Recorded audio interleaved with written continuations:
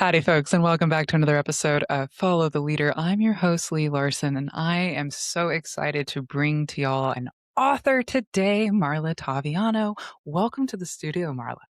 Thank you, Lee. Y'all, check this out. I found Marlo's work actually on Instagram, scrolling, and I loved her work talking about deconstruction, talking about her journey. She has written a number of books: Unbelieve, Jaded, and Whole. They're a trilogy of deconstruction poetry, beautifully worded. It incorporates theology, obviously, but with the very human experience of lived, practical human experience theology. And I really value the way you have a power in a way with words.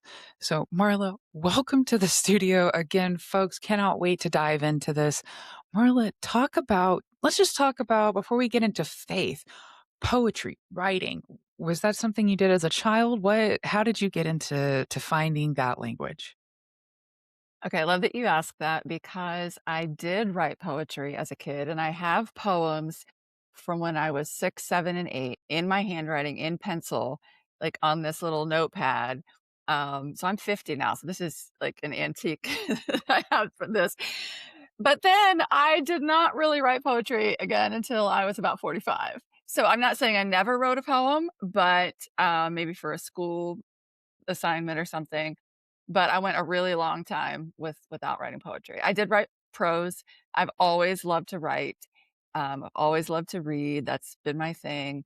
I went to college to be a nurse, actually. The reason I did that is because there was a scholarship available for nurses, my guidance counselor told me about. Realized that I was squeamish at the sight of blood a couple, months into that, and changed my major to elementary education.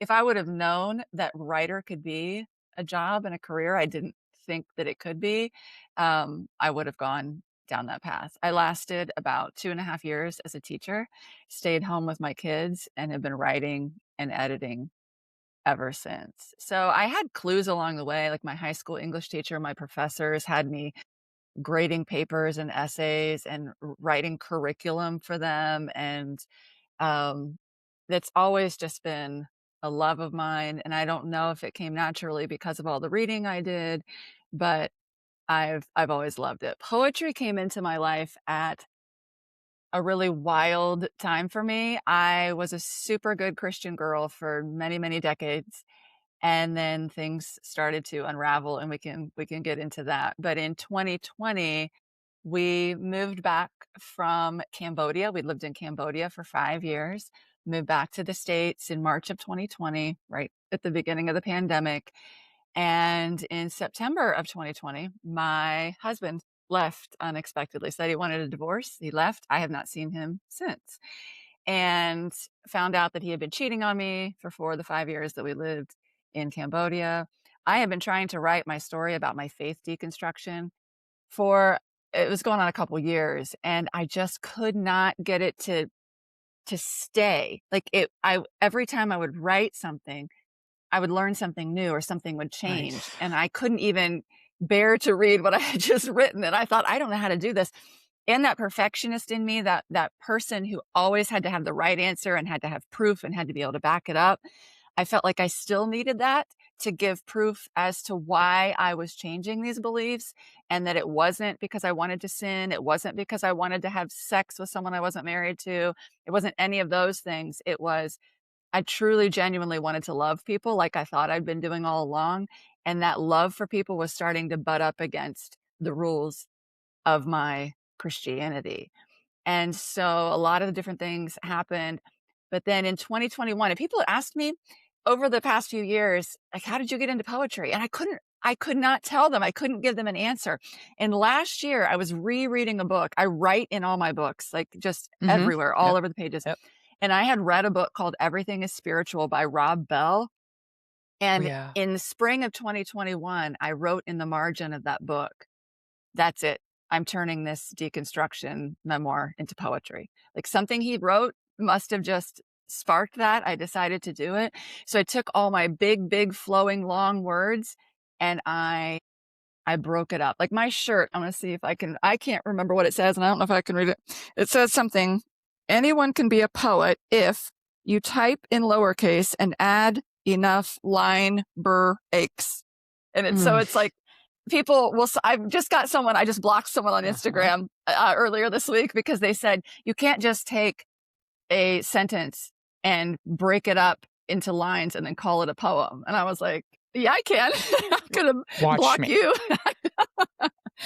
And so I realized over time there's so many things that were conspiring against this long form writing I was trying to do. People's attention spans, my attention span, my constant evolution and things shifting. And so yeah, breaking it up into smaller chunks and then kind of telling myself, you don't have to explain all this. You don't have to give this airtight defense for why you're changing your mind. And so poetry became this active resistance for me. And it's been that ever since. And now I'm kind of obsessed and I can't stop. And it's really accessible to other people because I did not go to school for this. I don't follow all the rules. Um, I'm really just saying this is what's on my heart and I'm putting it in this short form. And it's just something I say you can't argue with the poem. I've had some people recently come into my comments with big, full blown paragraph arguments against my 12-word poem. And so, like, theoretically, you can't argue with the poem because I'm not this is not a dissertation. I am not citing all these sources. I'm just saying some things that I think and feel and believe or don't believe. And the thing that makes it all worth it to me, besides the fact that I love doing it, is the response that I get. The people telling me, like you commented before we started that you've seen people in my comments say this is healing something in me, or this really matters to me, or thank you for saying that, or you're making me cry. That's that's what I was born for. I've always been born for that. I was just doing it in a different way. I was trying to save people. Um, yeah, so I'm the same me. I'm just all the way me. Like I get to be all Ah, the way me now on the other side of honestly, evangelical Christianity and my marriage. Both of those. I have poems about this, how both of those things tried to make me smaller and less of who I was. And on the other side, I'm freer, more whole, more me. And it is genuinely amazing. Like some days I will wake up and think, oh my God, I cannot believe that I get to be me and get to be free and help other people be free and be whole. And I'm always quick to tell people because I've had a lot of people tell me, well, you hate God, you hate church, you hate Christians. I don't. I do not. I mean, I can't convince them of that probably, but I do not hate God. I do not hate church. I do not hate Christians. I have friends who are pastors. Um, for me these days, it's not me being concerned about what you believe, as long as your beliefs aren't harming other people, I want everyone to believe whatever they want to believe. It's just the harming of others that is what caused me to say, you know what, I'm not going to try to keep fitting this into this box. I'm just going to back away. Like that, my book Unbelieve, the title poem Unbelieve says, if becoming a heretic is what I have to do to love people fully and completely, it's a sacrifice I'm willing to make. And that's kind amen. of what I did. I gave that up, that label of Christian, so that I could love people. Some people can do both. And it was wearing me out. So, so I chose them over my faith system that I'd clung to for 40 some years. That is so beautiful and so powerful. First of all, we covered a lot in that bit, so I wanna Yeah, I you asked one love Rob question and Bell. yeah, Fully the expectation, love Rob Bell. Rob Bell is I mean, I and it's again, those line breaks, they change the way the message is received. I don't like, when you said, "I don't know how it ca," like, I've had so many experiences with Rob Bell where I was like, "How did that trigger that?" yeah, But it's I think it's in the line breaks. It makes you think about what he's saying more, and yeah, again, and the way you post online too as well, like, your sentences make you have to sit with that word for a little bit, if being a heretic is what I have to do. Like, it's like Yeah. it's just I love that, and especially in light of AI and being human and people needing poetry. And I've found that in the last kind of month or so, like wanting to, as much as like continue advocating and using my platform for all the good things, was taking a note from your book and just being more human i- because we need it. Like that is not only because that's what, but all, like in light of AI, like it's really important for us to, for folks to continue sharing the human parts of us. And I was thinking about your comment on poetry, how you didn't pick it up until you were 45. And I remember how it was just a response to the pain you were going through. And that was kind of what started yesterday or a few days ago. I posted about going through a breakup with this military guy I was in love with in my early 20s. And I took myself to Alaska in hopes that the grizzly bears would take me out of my misery, which is a very Oh. 22-year-old girl thing to do. I was like, Yeah. just if you couldn't kill me, the bears would. Just Oh. what? And my mom was like, okay, just keep check in with me. Whatever.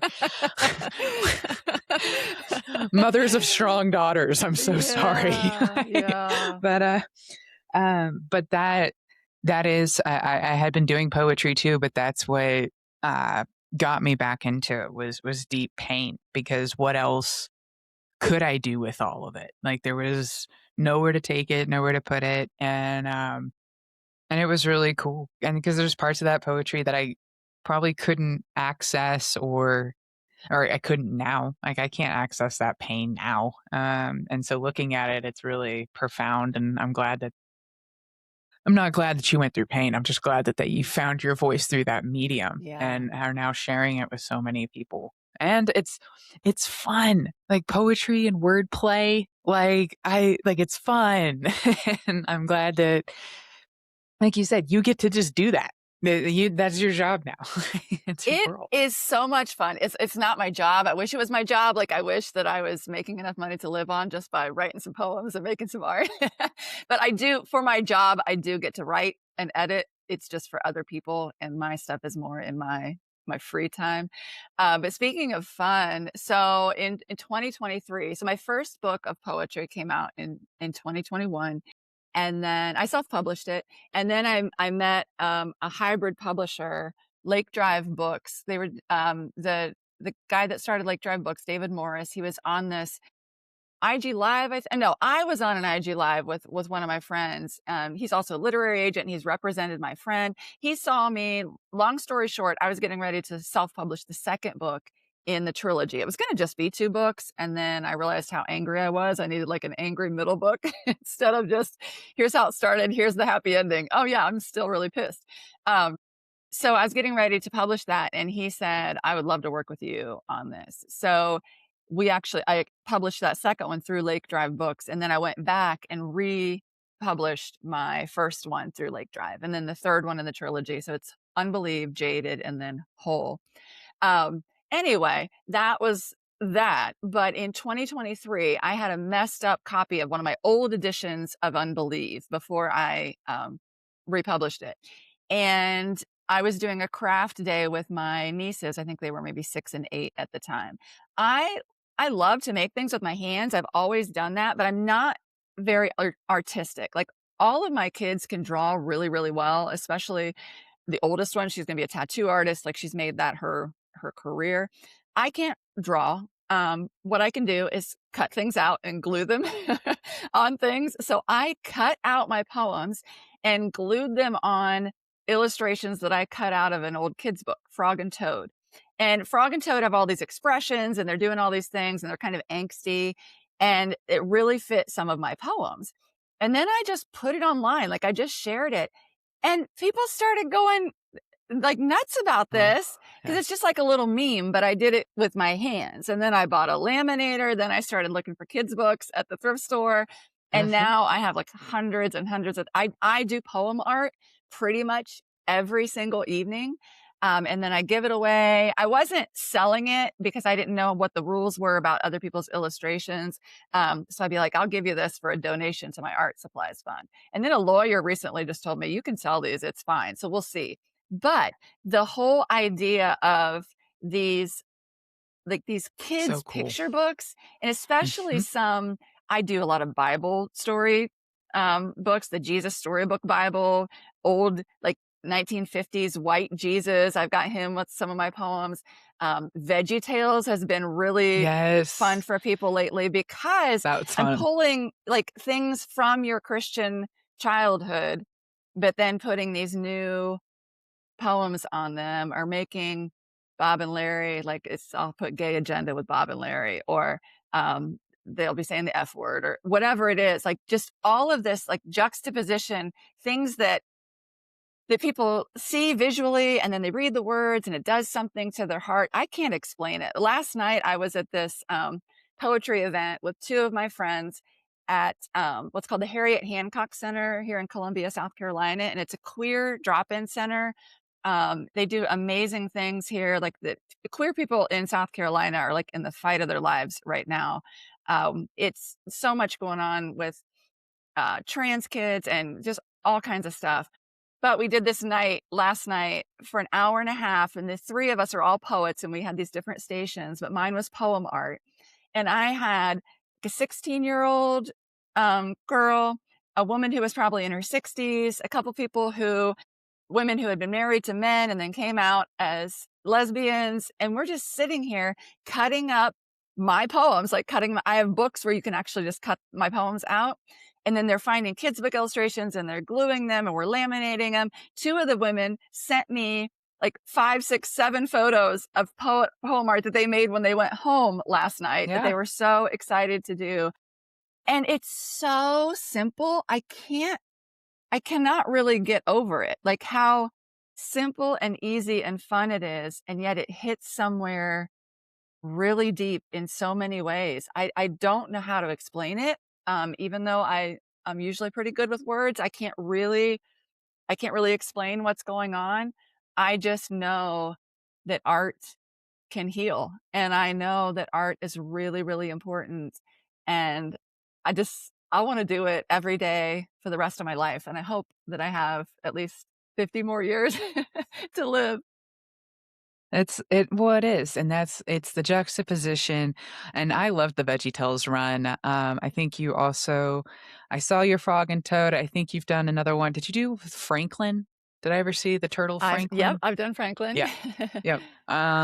Yeah. So I've been and it's and like you said, I think I've shared a few of them too to my story because they are really powerful to see very mature words on something childish, childlike, I don't know, the childhood, but you know what I mean. But Well, and it's funny too because I wrote a little book called Mouth, and it's all about people who are upset with me cussing now.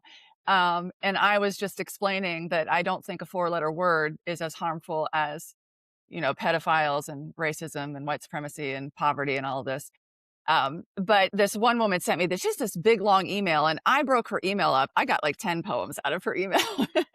But she kept saying adult language, but then she kept also saying how childish I was being. I was being so childish using this adult language, being so childish. And I was like, that is so weird that you are calling me. She compared me to a toddler. And I was like, wow, I'm a toddler, like for using this adult language. Anyway, it was just funny to me the hoops that people try to jump through to defend their beliefs, the way they're harming people.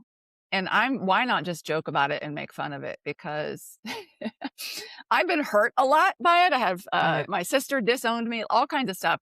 But I do love finding the humor in everything that's going on and things that have happened in my life. Um, what you're talking about too is that projection. Like, so I went through something recently where one of my videos got dragged, and I was watching the arguments they were making in the drag, and the same thing you're talking about, where you start picking, you're like looking at it, and you're like, this has nothing to do with me. Like, Yeah. you're like, like that. We're not. You missed. you missed it. Like, Yeah. you saw, you reacted, you responded, Yeah. but there was a whole gap there, and it was weird because I was rattled because it doesn't feel good to ever have someone come Right. at you, Yeah. drag you, Mhm. that is rattling. But it was weird to also like, I was talking to someone else, I was like, "I'm going to let this go." Like, I know that this isn't worth stirring up, Yeah. but, like, this has absolutely nothing to do with me. Like, Yeah. this is really them, and I guess that is the thing is, as poets or truth sayers or whatever you wanna call us, like, that is the thing, is when we say something real, it's going to resonate, and they're not gonna know why or how, Yeah. and now it's our fault. I Yeah. and there, it's you. And it's like, it's not though, it's not me. I just put Yeah, it together. I've gotten a lot less trolls when I started doing poetry just because, like I said, it's a little hard to argue. But then one of my Veggie Tales posts, I wouldn't say it went viral. It just got a lot more views than I normally would get. And some guy who has Bible verses in his bio, I have a very, very, very short um, poem about how they tell me that it's not a religion, it's a relationship. Like, but I think that's a hell of a lot of rules for a relationship. Like, that's literally all the poem says. And this guy said to me, something along the lines of, your children, you're in a relationship with your children, but you have rules for your children. And so I came back and said that I really didn't have that many rules for my children because they're like, you have to tell them to eat their vegetables and go to bed. And I said, oh, my kids love vegetables more than I do. And I don't tell them when to go to bed. And then he comes back and I said, okay, listen, I'm an adult though, actually. Like, I don't need to be in a relationship with someone who's going to lay down all these rules for me. Like, this acting like anyway, it was this whole thing. So I went back and forth. And then I realized, okay, this is why I don't do this because they are committed. He's committed to this way of misunderstanding and not caring. And I wasn't going to defend my poetry. So let me just back off now. But yeah, I don't know where these people come from because I I don't go around spending my days following people or commenting on things that I disagree with. Maybe, I mean, occasionally, but I'm just wondering what kind of life someone has where they want to spend all their time arguing with a stranger that they disagree with or think that they hate. It doesn't really seem very like very fun, a fun way to spend my time.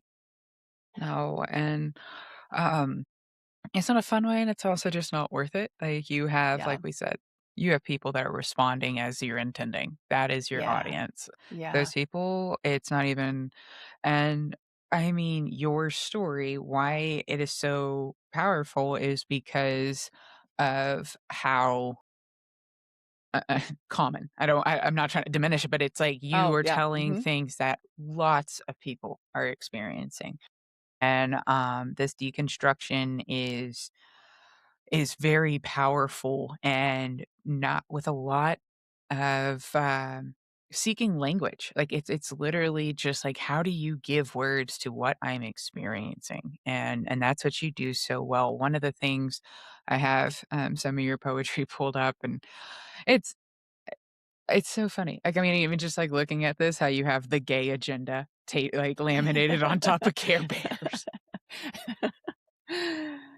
Um, I mean, I but was told, I don't know if you were, but I was told that there was a gay agenda. Like, I don't exactly know what it was, except that they were out to destroy traditional marriage.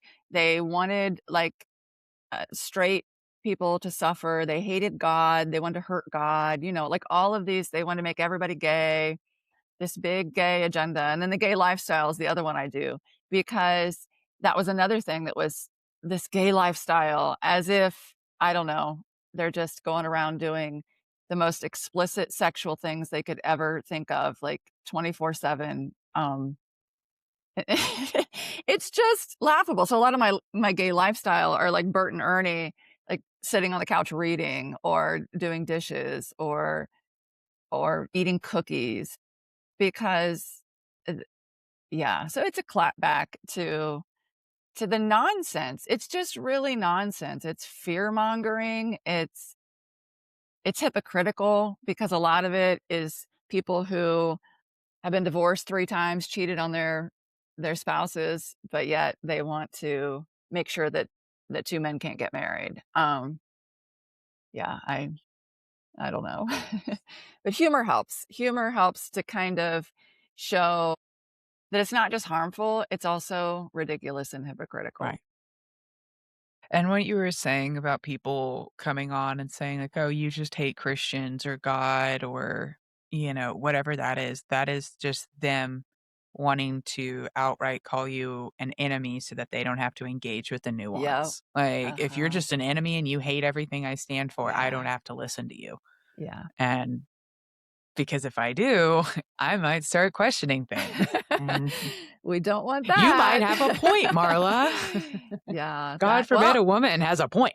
that's how it started with me. Rachel Held Evans, back in, like, 2009 or 2010, she wrote this book called Evolving in Monkeytown, and we were, like, the same exact person, where we were really smart, and we, went to a public school, and it tried to evangelize all of our classmates, and we knew the Bible, front to back. And then she was questioning things and starting to change her mind, and I thought at first I was not gonna read this book because no, thank you, but it was completely out of fear. And so I finally convinced myself, listen, read the book. And if you can show why she's wrong, that's going to be great. And if you cannot show why she's wrong or you start to agree with her, then you need to explore that because that's not being honest. Just pushing her away. And I read it, and it changed everything, and then I started reading other people, like progressive Christians, and then I moved into, "Oh, wow, people who aren't Christians are writing good stuff." And then I discovered, "Oh, all the books I'm reading are by white people."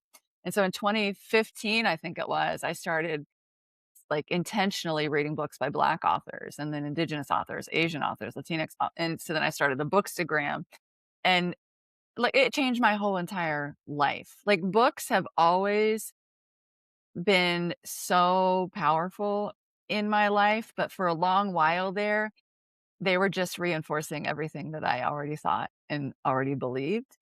And when I started branching out to what I was told was not truth, and like you said, written by the enemy, um, I slowly began to realize that I'd been lied to. Like I had been deceived and told that these people were the enemy just so I would stay in the lines, just so they could still control me. I even wrote books, so we could talk about this if you want, but I wrote Please. books back in the day. I have them here, and you can see all the tabs in them because I've been rereading them and from Blushing Bride to Wedded Wife, Practical Advice from a Girlfriend, What Marriage is Really Like. Is that all he thinks about? How to enjoy great sex with your husband. If you recall that my husband cheated on me while we were missionaries and then left. But what I'm writing about now, and this will not be poetry, and it's kinda giving me fits, is I was gonna write about my marriage and write about, like, how it fell apart and what happened. And so I get my books out because I wrote about marriage 20 years ago, so I have a lot of stuff I can like, I have these stories in here I can well, here is the shocking fact that I've come to realize is that I was this pick me girl for the patriarchy. I was doing their dirty work. I was in here telling women, I don't care what your husband does or doesn't do or whatever. God wants us to be good, submissive wives. We need to love our husbands. We need to give them sex. We need to blah, blah, blah, blah, blah. I I did their work for them. I did it all. Like, I went and spoke to groups of women and told them how to be good, submissive wives. And I am someone who has always kind of I don't know how to describe myself. I always said I was a good Christian girl, but I was a good Christian girl who got in trouble with my mouth. Like, I would get in trouble in Sunday school when I was 8 because the teacher would say something and I was like, "Yeah, no, no, no, I don't think you're right." Like I would push back. But I believed so deeply inside of me that the Bible was right and the God that I worshiped was true and real that I had to somehow always keep forcing myself back into that submission. I was a natural leader in my family. My ex-husband was not, but I knew God's plan was for him to lead and me not to. So I'm like just pushing him, pushing him, pushing him always. Anyway, so now I'm reading back through this and realizing, besides the fact that he's got some covert narcissism going on, and I'm not even quite sure that he ever actually loved me because I have letters from when we were dating, 162 letters from the late 90s. And I'm already seeing this toxic stuff in him, these red flags. In my journals, I have 65 journals. I'm reading through every word of those. I'm reading these books that I wrote. I'm reading these letters. I'm reading emails. And the red flags were there. Everything was there. I was being used. He was using me. Pastors were using me. Christian organizations were using me. Um, the patriarchy was using me, and I was letting them because I had in my journal, use me, God, use me, God, use me, God. How does God Right. use you? He uses you through the people who want to use you. And I was just a part of that. So no longer is this book going to be just about look how terrible my husband was. It's going to be look what I did to enable this and not just blaming myself. Right. I would say I didn't know better. I kind of didn't know better. And I also kind of saw all the red flags and ignored them. And there was a cycle of abuse in my marriage where it's right, it's spelled out there in the journals. At the beginning of my journals, I didn't write down the things that he did that hurt me because the Bible said, keep no record of wrongs. At some point, I ignored that verse and I started keeping a record of every single wrong. So he's hurting my feelings. I forgive him. We have sex. Everything's great, I say. And then a couple days later, same cycle. A couple days later, Right. same cycle. 22 years of this. And I know now about trauma bonding and things where they hurt you and then there's that intermittent reinforcement and the dopamine you get from making up and everything's great again and oh he really does love me and on and on and on. So it's become a really big project, but it's been healing and enlightening and freeing. And I just know that it's a universal experience, not in the way that every single person has experienced it, but thousands and thousands and thousands of Christian women have experienced this in their marriage. Um, and I think that it's time for that to stop. So Ish. I will keep speaking up about that. Absolutely. I'm doing a series on my Substack right now about a church in Cambodia that we were at that was really a cult. And yeah, I think that if all of us just spoke up about what happened, because people get away with it, they get away with it and they keep abusing. We're seeing that right now in politics and the government. I just watched a clip of Donald Trump with Barbara Walters that I share every time I see it, where 36 years ago, she's calling him on his bullshit. And he's saying the same things now. Like he became president somehow. It's just we've got to, we've got to make a change. We've got to speak up. We've got to do something. And it's easy to feel helpless and hopeless, but there are a lot of us. And if we all, I don't know, if we all did our little part, I think we can make a difference. It's really powerful that you're talking about the theology of sex and intimacy and how Mm, the lack thereof or how the power imbalance thereof in your previous relationship has brought in a whole new expanded theology for you, whatever that looks like. We haven't really talked much about your reconstruction yet, or if you've gotten there, or what that looks like. But I just had a call with someone, a conversation with a seminary professor who was talking about the intimacy as a form of and she's talking about it as a queer non-binary person. mm, She's a she, they, and she was talking about that they were talking about, that was a pivotal part for them was reclaiming love, intimacy, connection with another human being in a way that was life-giving for them both because previously it wasn't. And that is such a powerful part.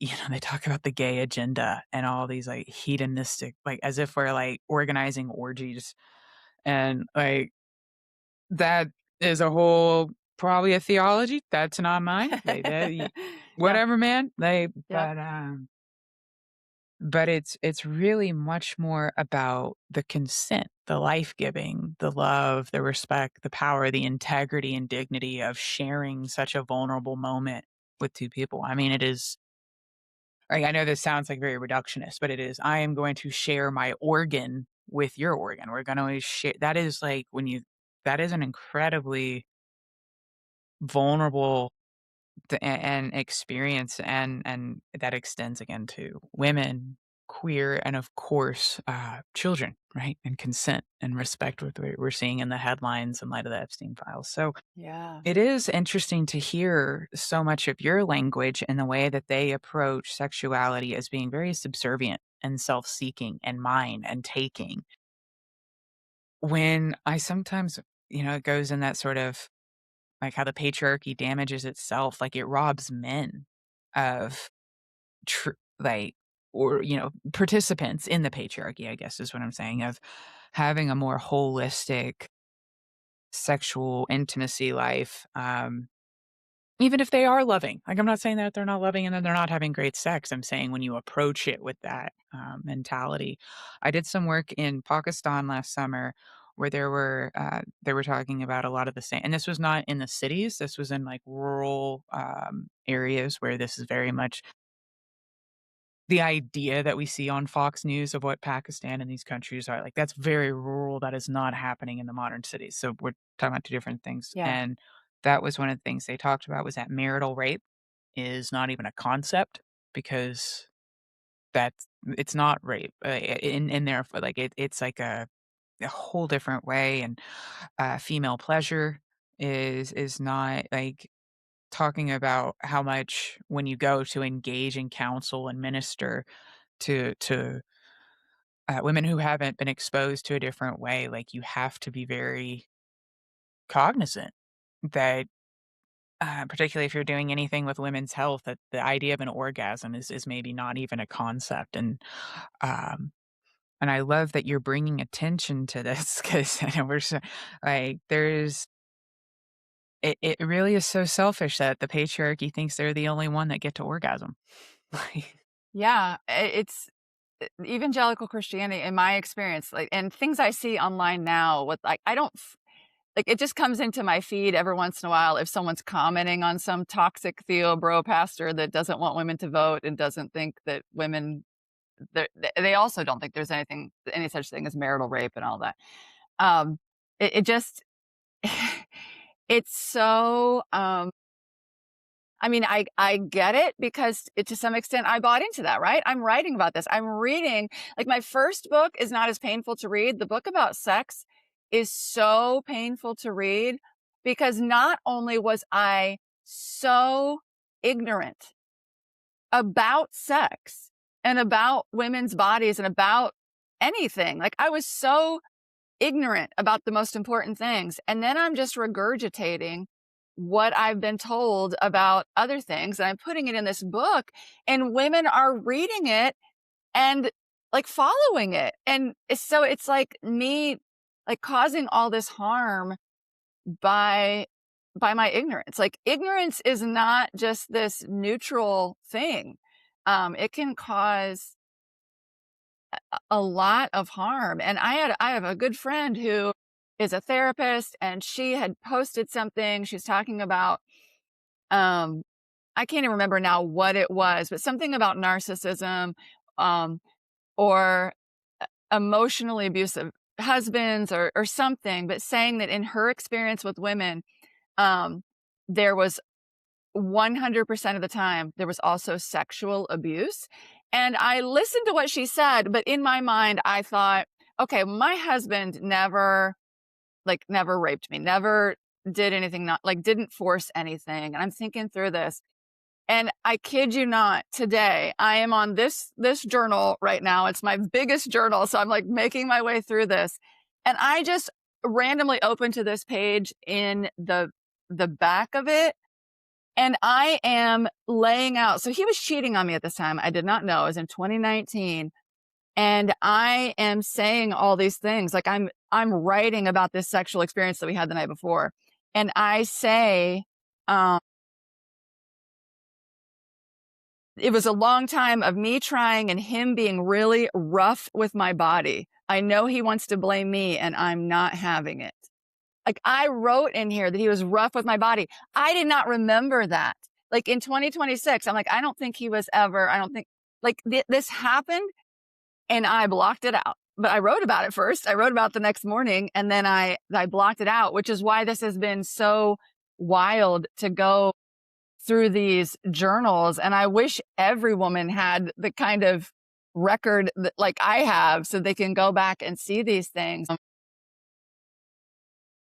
It's just so sad to me what women are going through, and like you said, the patriarchy is not, it's not good for men either. Might sound fun to be the one in charge, to be the one that gets all of his needs met, to be the one that gets to orgasm whenever he wants because he demands it from you. But imagine missing out on this mutual, loving, kind relationship. Like, I am real, that was a big grief thing for me. I wrote a book called The Covert Passive Aggressive Narcissist. It's Yes. talking about how they never, ever really loved you. That never occurred to me, and I did not want to believe it until my relationship, and I go back and read these letters, and I'm thinking, it fit every single thing. Every single thing I thought until the sexual abuse part, which I now realize, okay, it fit that too. But every single part. So me realizing that I have actually never been, I mean, maybe a couple guys I dated in the past, I don't know, like my dating life was pretty short before I got married at 22. Um, but I have never been in a romantic sexual relationship with a person who loved me and cared for me and wanted, like, unselfishly wanted me to have pleasure.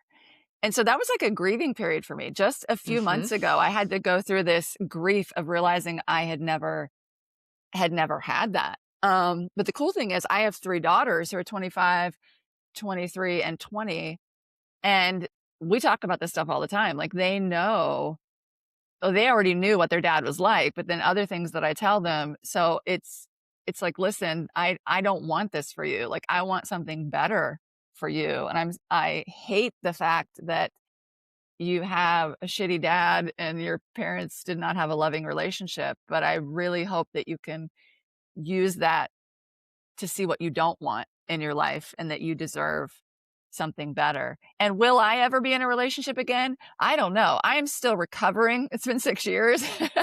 I still love to go to my bed by myself. Like, I have a cat that sleeps with me sometimes.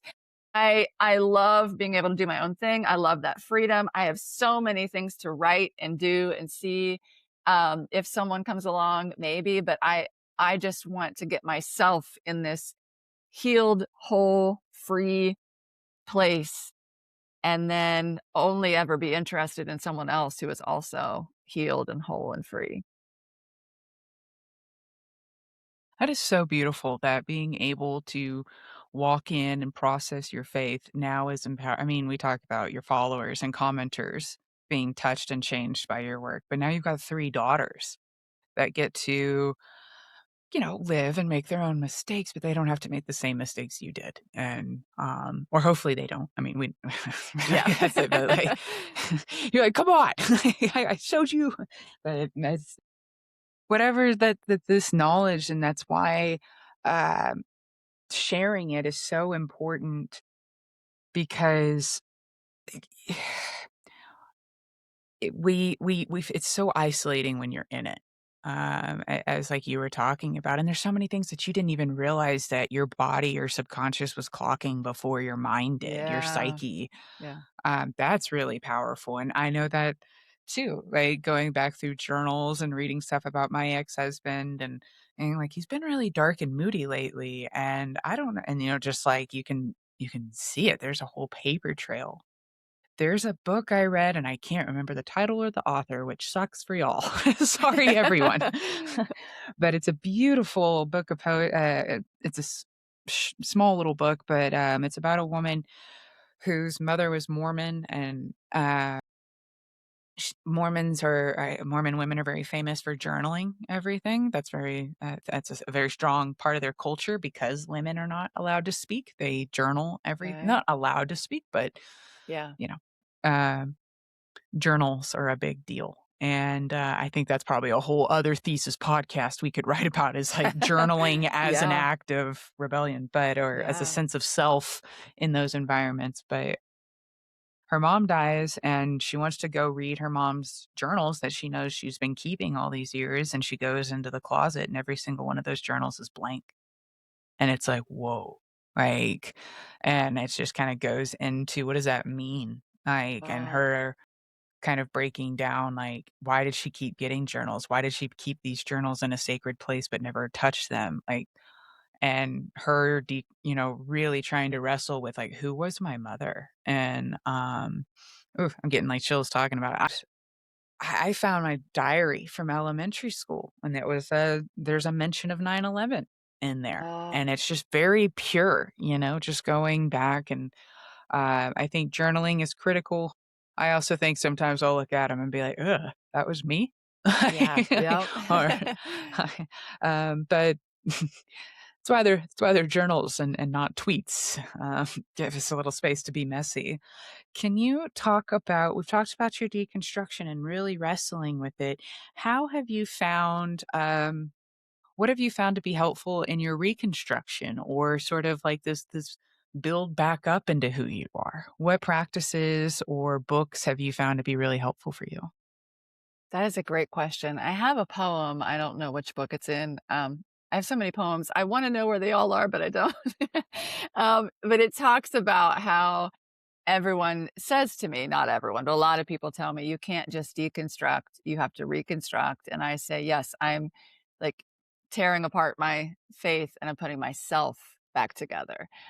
For a while there, I was very concerned with which parts of my faith am I gonna keep, which things do I not want, and at the beginning, I was just letting go of just little bits at a time. And so as I'm reading through my journals, another thing, I'm just so glad that I have them because I couldn't I'm not able to remember how this all went down, and now I see it. Like, I see the first time that I cuss in my journal. I see the first time that I say, "I'm gonna say mama God or mother God instead of father God." I see the first time that I really want it to be okay to be gay, even though I know the Bible says differently. So I'm seeing this. So I'm seeing um that these different books and things that I have read, like what they did and how they changed my mind and my heart. So one of the things I do, okay, I have not read my Bible for a really long time. And for me, it's not so much, I don't think, it's not necessarily that this would trigger me, or that I don't believe it anymore. It's more of I read it over and over and over and over and over again, and I missed out on so much else that's out in the world, so many other things that I could read. And I even wrote in my journal, like in 2017, 2018, I'm like, wait a second, you're telling me that everything that ever was said that was good and godly and we should follow. It ended, like, at this certain point in history, and it's in this book, and then nothing else is being written that's that powerful and that moving and that divine and that Mhm. anointed.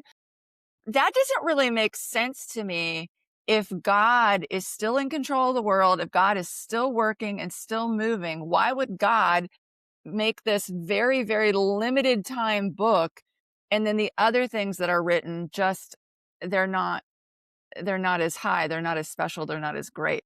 So I started reading things that felt to me the same way it used to feel to read the Bible, where I'm getting like it's really speaking to me. I feel like something divine is speaking right to my heart, which I thought was a thing that could only happen with the Bible. And I realized, oh my gosh, I'm so bored with the Bible. Like I've read it so many times. It's just really boring to me. And I want to move out and read all these other things. So I still do a lot like I used to do, get up and journal and read. I'm just not reading the Mhm. Bible. I'm reading other things that fill me up. I do reread things. I have this book here on my desk because I'm rereading it. This might be the third time. The Dance of the Dissident Daughter that I Oh, read yeah. years ago.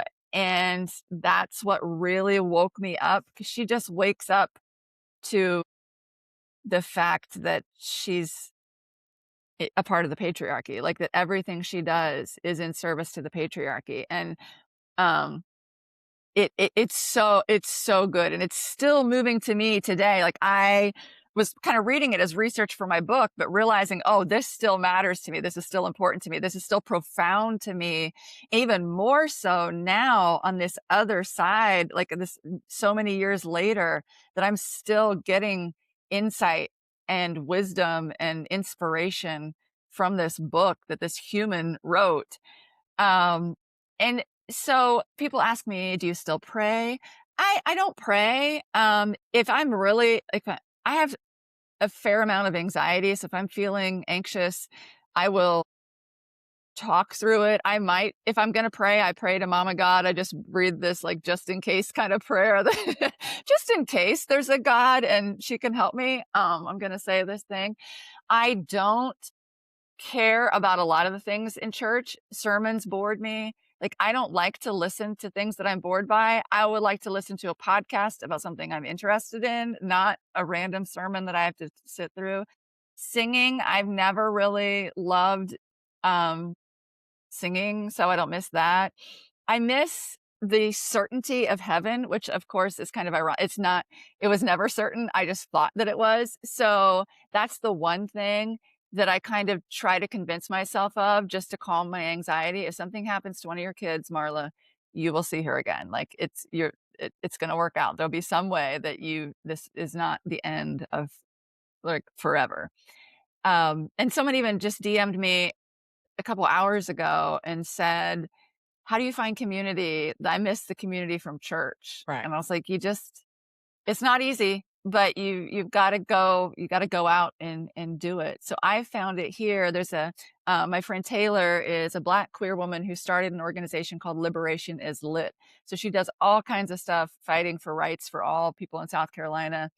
I get used books for her, people sponsor them, she sells them at these events and markets, she sells banned books, she's just doing amazing things, and at this poetry event, she was one of the ones that was there last night, and I was explaining to the people who came, like, how we met, and, I said, "This is my" like, I used to do so much ministry in the church, like, volunteer in the nursery, do this outreach, do this, do this, do this, do this. I never loved any of it. It wasn't me. What's me? I love thrifting for books. I love reading books. I love sharing books. I love Right. writing books. Like now, this is this thing that I'm doing good out in the world, and I'm doing it through the thing that I absolutely love, which is what I want for everyone.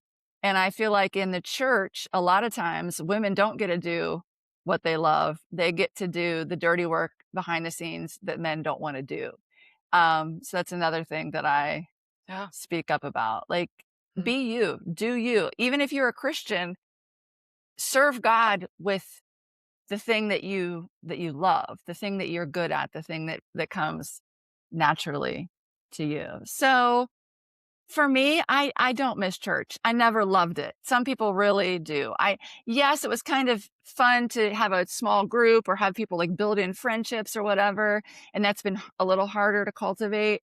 But again, I write poetry about I'm tired of being in a group with people where our common denominator is we believe these 10 things, like, and not something else that bonds us together. So when I do these poem art workshops or go to these book things or whatever, I'm with people who who love the same kind of things that I love, and and we're all different, and we believe different things, but we have this common bond, something that we love, and we all love people, and we love community, and so, yeah, it's I have not I call myself an agnostic if people want a label, and it's more it's less "I don't know" and more "I don't care." And that's kind of the where I find myself right now. It could be that I'm burnt out, it could be that I'm 50 and perimenopausal, it could be a lot of different things, but I don't care, um, is a big thing for me because I do care very, very, very, very much about a lot of things, and I don't have the time, the energy, the space, the desire to worry about things I do not care about. Like you're saying, the people that come on and wanna argue with you, I don't care. Like, I don't care if you don't like my poem. I don't care if you don't believe this or that. I don't care, like, I don't care, which is Right. why I titled my book "Unbelieve" and I put the word "heretic" in the subtitle, because I realized that's what people were doing when I was deconstructing publicly, like online, while I lived in Cambodia 2014, 15, 16, and people would come back at me and want to say, "You're being a heretic, you're being a heretic." Um, I just wanted to own that and say, I don't care. You can call me that if you want. I'm gonna call myself that because I don't care." And it's really, really freeing when you don't care if someone calls you a heretic. That's been one of the most freeing things of my Yeah, life. absolutely. Yeah, just yeah, the you're like, "I don't even," I like, "Yes, I'm a heretic. I don't I don't respect it." Like, Yeah. that's the whole thing. Like, Yeah. good. I'll never forget this, very evangelical girl in middle school telling another girl that she was gonna go to hell because of her beliefs. And I just remember the other girl just, like, looking at her, and she was like, "Okay, but that doesn't scare me because I don't believe in hell." And then, like, the other girl didn't even know what to do. Like, she was like, Yeah. "What?" She was like, "I just told you the worst possible thing I could imagine telling someone." And she was like, "And?" Like, I don't even I don't that why do you believe in a God that believes in that? Like, and it was just, like, so, like, "Ooh," like, Yeah. you spiraled a person. Like, she was, like, over on the side, like, "What do you mean?" Like, uh, Absolutely. I have someone in my life, like someone who is very evangelical and did not get along with me very well. And they had a kid who was, I think she was 5 at the time, but she was insistent. I found this out from another person who was there, but she said basically, um, I'm going to hell. Because I'm not going to ask Jesus into my heart. Like she was adamant, I'm not going to do it. And her mom and dad are like, "You're going to go to hell." And she's like, "Fine." And then what do you do with a kid who cannot be scared, right? Like you cannot scare this child. And that's the thing. It's so all of this is fear-based. And we're seeing it Grace. now in so many things, like where you've got to be terrified of immigrants and trans people and like yeah, it we could go on and on and on. But the fear part, it's powerful. It works. It works on so many people. And that's one of my things is making it less scary. We lived in an apartment complex in 2014 in Ohio, where most of our neighbors were Somali refugees. We had no money. My ex-husband, now ex-husband, had a heart attack. He almost died. He lost his job. We lost our house. Anyway, we've got these refugee friends who are feeding us on their living room floor these delicious meals. Um, when we had, I mean, I was going to the grocery store with like $6 at a time, like spending my $6, bringing home the food, going again when I had $10. And so I did a lot of sharing about my Muslim friends who no, they don't love the Jesus that you love.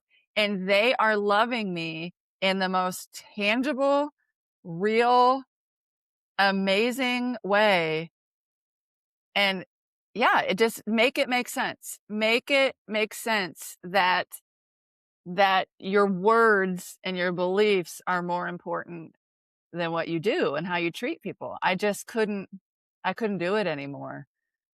So kudos to the people that can have beliefs and love people, but we're seeing a whole lot of people who cannot seem to love people and delight in not loving people, and it's just sad to me.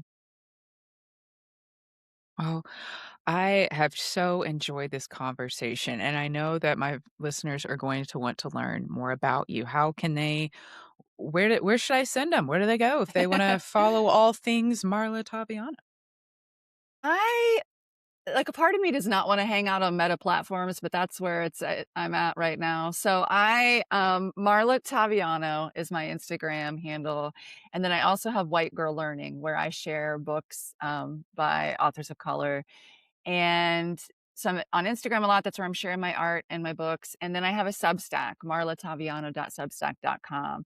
I was doing poetry there for a while, and then I switched to some other stuff, and now I'm in the middle of a series about a cult that was a church we attended in Cambodia, that's still going on. It's based in the UK, and they have 20 churches, around the world, and I didn't realize that they'd actually when I Googled them a couple weeks ago when I started my series, they've actually been accused by a lot of people of being a cult. So I wasn't the only one with this experience. So I've been going through my journals. You said something about putting putting in your journal and not a tweet. Well, I've been turning like quotes from my journal into That's into also a Instagram strategy. posts. Yeah, and because there's two parts of it. One is like things that I used to believe that I no longer believe, and then others to let people see my process and my progress. Like this is where so I'm gonna be sharing some this month. I don't know when this releases, but it's June right now. So for Pride Month, I'm going back and looking about the things that started to change my mind about um about queer people, where I was it got to the point where I could kind of accept queer people and still love the Bible, but then I thought, "You know what? I don't even care. I don't actually even care what the Bible says. I care about loving people, and that's what I'm gonna do." So, yeah, Instagram, Threads, I'm Marla Taviano on Threads too, and Substack are where I hang out online. Perfect. Awesome. Well, Marla, thank you so much for joining me today. This has been awesome. Like I've said, your work is incredible. It's helping so many women. Folks, again, that is Marla Taviano on Meta platforms, and you can also find her links to purchase her books and more of her writings. I am just again so thankful that you stopped by. You made time for me today. That was really generous of you. Listeners, let me know what you thought of this conversation. I would love to have Marla return at some point in the future. So if you have Yeah. any questions or, anything, suggestions on things that you would like us to cover in our next conversation, please let me know in the comments. Um, but other than that, this has been another episode of Follow the Leader. I'm your host, Lee Larson. Until next time, see ya. Awesome.